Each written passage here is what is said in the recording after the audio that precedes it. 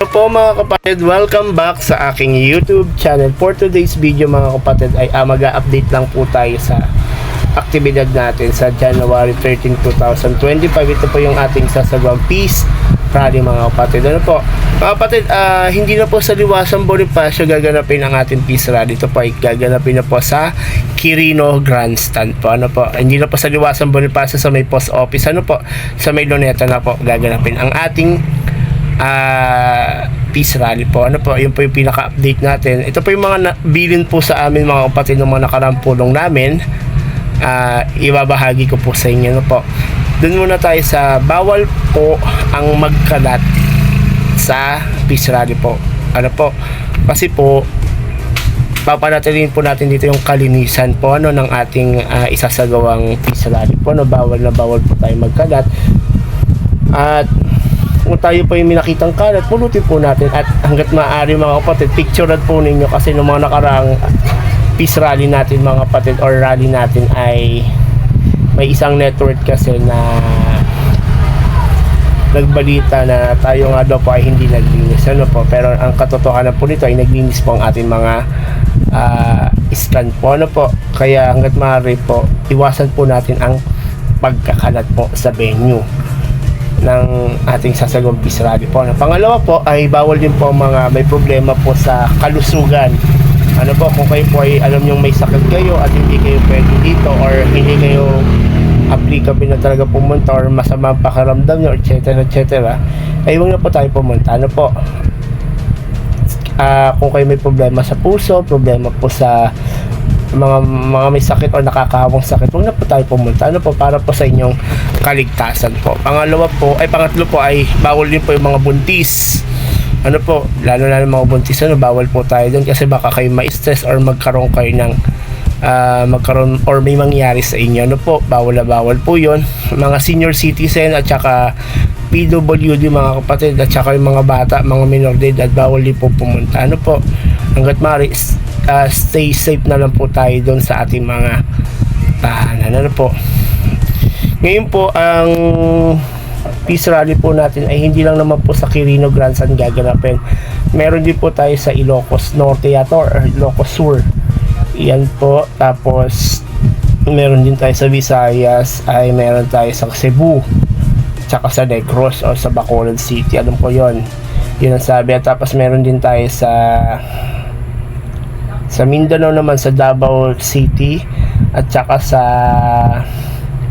General Santos yata, at saka sa Pagadian or Pagadian ba yun, or basta gano'n mga lugar, merong gano'n sa may, ang alam ko confirm na is General Santos at saka sa Davao City, gano'ng pinaka specific na venue. Ano po mga kapatid, meron din po tayong mga palikuran po na kasi maglalagay or magde-deploy ng 10,000 na portalets doon sa venue po sa Quirino Grandstand. 10,000 portalets po yun. At meron din po tayo mga transportasyon, may narkila po ang pamamahala na mga bus, mode of transportation, yung mga bus terminal or mga bus po. Ano po, meron po yung mga buses po. Ang balita ko rin, ang MRT at LRT ay kinakausap na din po ng pamamahala para maging mode of transportation din po natin. Alam po, para libre, babayaran po ng ating pamamahala yung mga transportation natin mga kapatid. Sa damit naman po mga kapatid ay kung hindi po kayo nakakuha ng t-shirt po na nakalagay po doon for Peace Rally po ay magsuot na lang po kayo ng white t-shirt po mga kapatid. Hanggat maaari white t-shirt po at applicable pong pananamit po at wag na rin po kayo magsuot ng mga mamahaling alahas mga kapatid hanggat maaari. Kasi po hindi natin alam yung lugar, baka may mga pumasok na mga snatcher or magnanakaw dun sa lugar. Hanggat maaari, ingatan nyo rin po yung mga gadgets po ninyo. At ano po ba, mga bilin po ay pwede rin po ang mga hindi natin kapananampalataya pumunta. Higayatin po natin sila na pumunta dito sa ating Peace Rally. Kahit hindi po iglesia, okay lang po yun. At kung meron po mga grupo na gustong sumama sa atin, ipalista po ninyo hanggat maaari sa inyong mga lokal or sa mga inyong distrito yung mga pangalan ng mga gustong sumali na grupo. Hanggat maaari yung placard po nila ay ang gagamitin nilang placard, yung placard natin, ano po, or gusto nilang kopyahin yung placard natin, mas maganda. Bawal kasi doon na isigaw yung pangalan ng politician or politiko na sinusuporta nila. Bawal po yun hanggat maaari. Iniiwasan kasi natin ang pagkakababagi or pagkakawatak-watak natin. Kasi ito po peace rally mga kapatid, ito po ay para po sa ating kapayapaan or payapang bansa or peace nga po mga kapatid. Kasi tayo ay sumasang-ayon ng ating tagapamahalang pangkalatan sa pahayag ng ating mahal na Pangulo na si President Bongbong Marcos na wag ituloy ang impeachment trial ng ating mahal na Vice Presidente. Ano po? Kaya tayo ay nagpapahayag din ng pagsuporta dun sa pahayag ng presidente natin. Ano po? Ayun po yung magiging nun mga kapatid. Ano po? Kaya sa darating po na January 13, sana po mga kapatid magkita-kita-kits tayo doon at lagi tayo mag-update din po kung anong nangyayari dito sa Peace Rally. Ano, papakita ko po sa inyo ang lahat-lahat po. Ano. Ang programa po natin ay balita ko is alas 8 alas 8 ng gabi yon.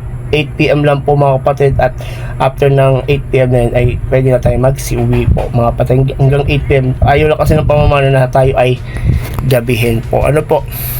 Tapos po, bago po tayo pumunta sa sa venue po, ay makipag-ugnayan muna kayo sa mga lokal ninyo, kasi ang alam ko bawat lokal po ay may tinalaga rin pong mga pagkain. Ay, yun nga po pala, mga pagkain po. Magdala din po kayo ng extra pagkain, at lalong-lalo na rin po yung tubig.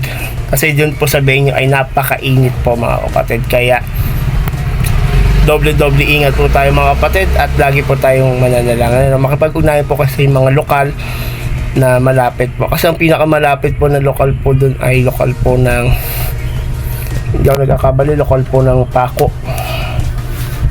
Lokal ng Quiapo at saka lokal ng Sampaloc yata ang pinakamalapit doon sa lugar, ano po, or Washington, yung mga malapit, or Tondo at saka Binondo.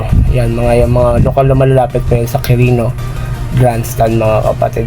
Kita-kita tayo sa January 13 mga kapatid, and mag-subscribe din po kayo sa aking YouTube channel, and don't forget to click and like and share sa aking mga vlogs, and lagi po kayo mag-update, at lagi ko kayong i-update, at lagi ko kayong i-update mga kapatid sa sasagawa natin January 13 mga kapatid. Maraming salamat, and subscribe na po kayo sa aking YouTube channel. Maraming salamat po.